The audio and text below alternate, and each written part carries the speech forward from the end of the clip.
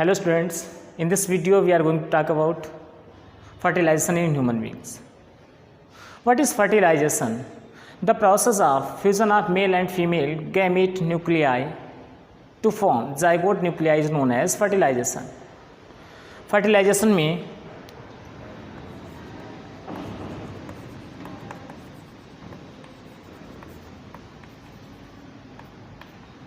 in fertilization male and female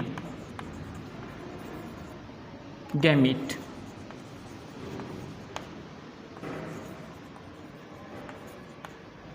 male and female gamete fuse together. Nuclei of male and female gamete fuse together to form zygote nuclei. This process is called fertilization.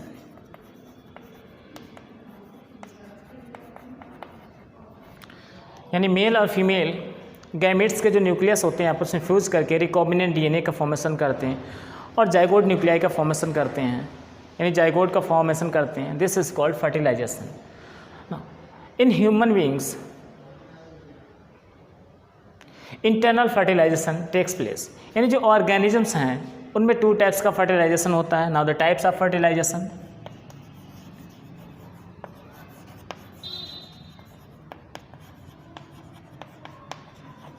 Types of fertilization. Fertilization is divided into 2 main categories. 2 main categories में divide किया गया है. First is external and second is internal.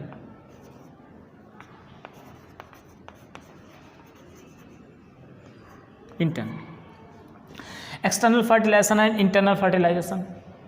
External fertilization जो कि organism से, यानी organisms की body के बाहर, outside the body of organisms होता है. एम्फीबियंस में जो एक्सटर्नल फर्टिलाइजेशन होता है वाटर में होता है. Next is internal fertilization. This type of fertilization occurs inside the body of living organisms. In humans internal fertilization occurs. In internal fertilization, means in humans, the fertilization occurs inside the body of females. Okay. Now, after fertilization के बाद zygote जो है इसकी sales में zygote का formation होता है. Gamete, male gamete and female gamete. Male gamete and female gamete. Male और फीमेल हैप्लॉइड गैमीट फ्यूज होकर डिप्लॉइड जाइगोट का फॉर्मेशन करते हैं. जब डिप्लॉइड जाइगोट बन जाता है इसके बाद जो डिप्लॉइड जाइगोट है, यानी जाइगोट में क्लीवेज होने शुरू हो जाता है. क्लीवेज के बाद, यानी क्लीवेज से 2, 4, 8, 16 सेल्स का फॉर्मेशन होता है. ओके. तो सबसे पहले देखते हैं कि ह्यूमंस में जो फर्टिलाइजेशन होता है उसमें कौन कौन से इवेंट्स होते हैं, कौन कौन से ऐसे प्रोसेस होते हैं जो फर्टिलाइजेशन में होते हैं. फर्स्ट, आफ्टर इंसीमेशन, जब इंसीमेशन होता है, इंसीमेशन के बाद स्पर्म्स जो हैं ये रिप्रोडक्टिव पाथ में मूव करते हैं और जहाँ पर फर्टिलाइजेशन होता है, यानी ह्यूमंस में जो फीमेल्स में ओविडक्ट रीजन की तरफ मूव करते हैं स्पर्म्स.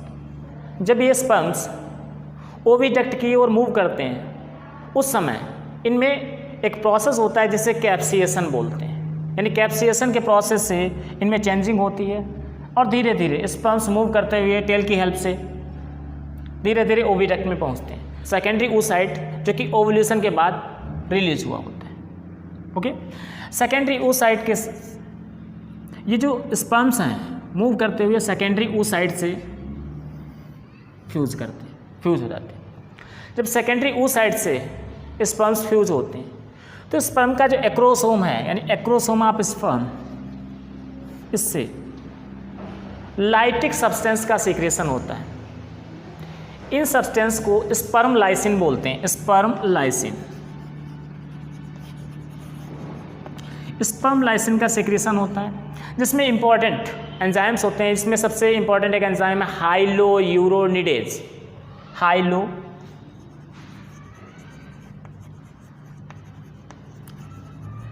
हाइलोयूरोनिडेज जो सेकेंडरी oocyte है, इसकी कोरोना रेडिएटा की जो लेयर है इसके सेल्स को हटा देता है, और इसमें एक और एंजाइम हेल्प करता है जिसे कोरोना पेनिट्रेटिंग एंजाइम बोलते हैं।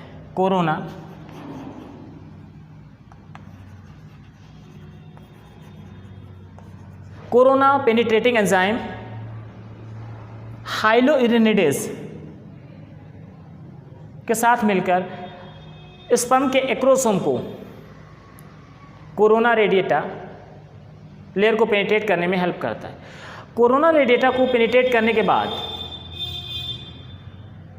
जो स्पर्म है इसका एक्रोसोम जैसे ही जोना पेलुसिडा के कांटेक्ट में आता है,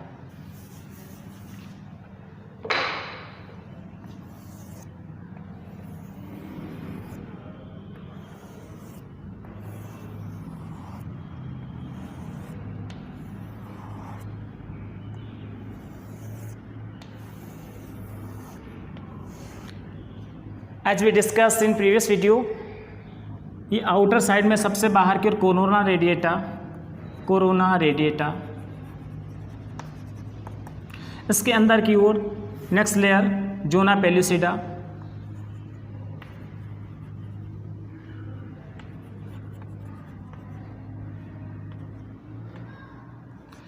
पेलुसिडा, और सबसे अंदर की ओर विटेलाइन मेम्ब्रेन होती है, विटेलाइन मेम्ब्रेन। ओके, जब स्पर्म का एक्रोसोम इस तरीके से जोना पेलुसिडा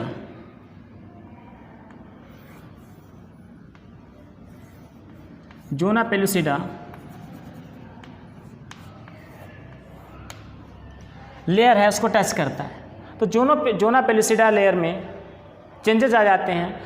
एक रिएक्शन होती है जिसे कॉर्टिकल रिएक्शन बोलते हैं। कॉर्टिकल रिएक्शन जो कि जोना पेलुसिडा में चेंजिंग लाती है, और जो स्पर्म का एक्रोसोम है ये जोना पेलुसिडा से अंदर पेनिट्रेट हो जाता है, इस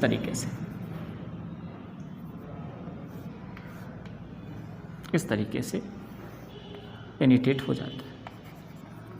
ओके, और जो ये जोना पेलुसिडा है ये दूसरे स्पर्म्स को, यानी और जो स्पर्म्स हैं उनको फ्यूज होने से, यानी ओवा के साथ फ्यूज होने से रोकता है, यानी एक तरीके से पॉलीस्पर्मेसिस को स्टॉप करता है, रोकता है। ओके, जैसे ही जोना पेलुसिडा से, यानी जैसे ही स्पर्म सेकेंडरी oocyte को टच करता है, सेकेंडरी oocyte में meiosis cell division second complete होता है। Meiosis cell division second complete होने के बाद इसमें एक पोलर बॉडी और दूसरी एग सेल बनती है।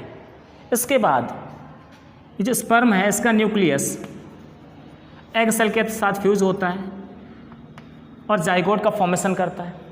जाइगोट का फॉर्मेशन होने के बाद क्लीवेज स्टार्ट हो जाता है। ह्यूमंस में होलोब्लास्टिक क्लीवेज होता है। जाइगोट है, जाइगोट के बाद इसमें क्लीवेज स्टार्ट हो जाता है इस तरीके से। ये जो क्लीवेज है होलोब्लास्टिक क्लीवेज होता है। इसमें पहले 2 सेल्स, इसके बाद 2 के बाद इसी में 4। जब ये क्लीवेज होता है यानी 2 से 16 तक सेल्स बनती हैं, जब 2 से 16 तक की सेल्स बनती हैं उस समय ये जो सेल होती है यानी जाइगोट होता है, इसके साइज में चेंजेस नहीं होते हैं। इसका साइज उतना ही रहता है, सेल्स के नंबर बढ़ते जाते हैं और इसका स्ट्रक्चर एक तरीके से सॉलिड बॉल लाइक हो जाता है, जिसे मोरुला कहते हैं, यानी मोरुला। तो सबसे पहले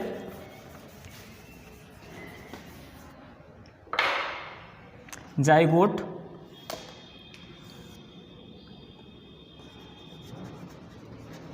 जो कि सिंगल सेल है,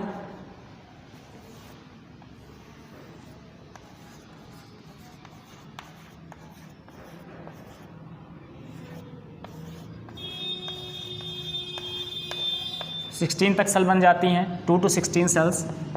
इस स्ट्रक्चर को बोलते हैं मारुला। मारुला जो है इसका स्ट्रक्चर बॉल लाइक होता है, सॉलिड बॉल लाइक। अगर एक तरीके से बोलें तो एक मलबरी जो होता है, लिटिल मलबरी, उसके जैसा इसका स्ट्रक्चर होता है मारुला का। ओके, इसके बाद मारुला धीरे धीरे मूव करता रहता है यूटेरस की तरफ, और इसमें जो आउटर लेयर के सेल्स होती हैं वो इन्फ्लेंटेड हो जाती हैं, इन्हें ट्रोफोब्लास्ट कहते हैं। ट्रोफोब्लास्ट सेल्स बाहर की ओर एक लेयर बना लेती हैं जिसे एक्टोट्रोफोब्लास्ट कहते हैं।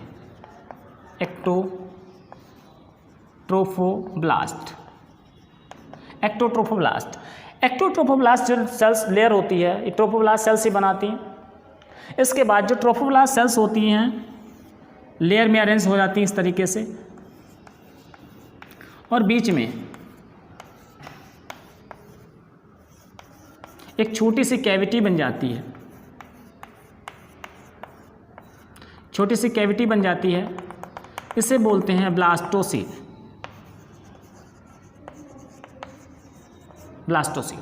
और इस स्ट्रक्चर को बोलते हैं ब्लास्टुला।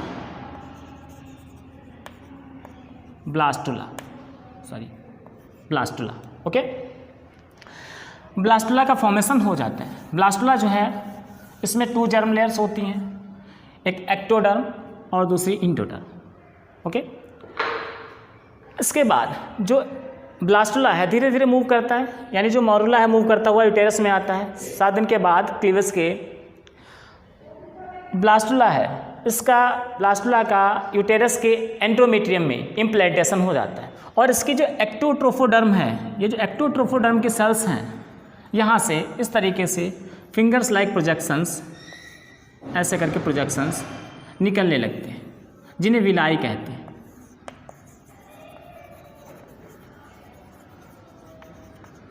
विलाई जो हैं इसकी एब्जॉर्प्शन एरिया को बढ़ाते हैं। ओके, विलाई एब्जॉर्प्शन एरिया को बढ़ाते हैं, जो कि यूटेरस की इंडोमेट्रियम के साथ एक रिलेशन बना लेते हैं।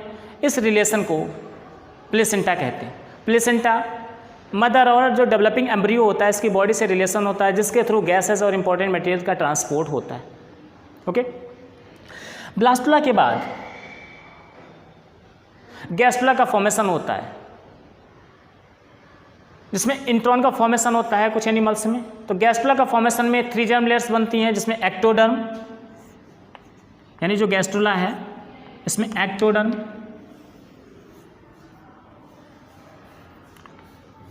मेसोडर्म और इंडोडर्म का फॉर्मेशन हो जाता है। इस तरीके से 3 लेयर्ड गैस्टुला बन जाता है। इन्हीं तीनों एम्ब्रियोनिक जो मेम्ब्रेन होती हैं, या बोल सकते हैं जो जर्मिनल लेयर्स होती हैं, 3 germinal layers, ectoderm, endoderm and mesoderm, इन्हीं से बॉडी के सारे ऑर्गन्स डेवलप होते हैं। ओके, नाउ जो प्लेसेंटा होता है ह्यूमन में, ये मेटाडिस्कॉइडल टाइप का होता है। मेटाडिस्कॉइडल, अगर हम टिश्यू के बेसिस पर देखें तो ये प्लेसेंटा जो है हीमोकोरियल होता है। ये जो प्लेसेंटा है इसको डेवलप होने में लगभग 10 वीक्स का समय लग जाता है, यानी जो फुल्ली प्लेसेंटा डेवलप होने में 10 वीक का समय लग जाता है।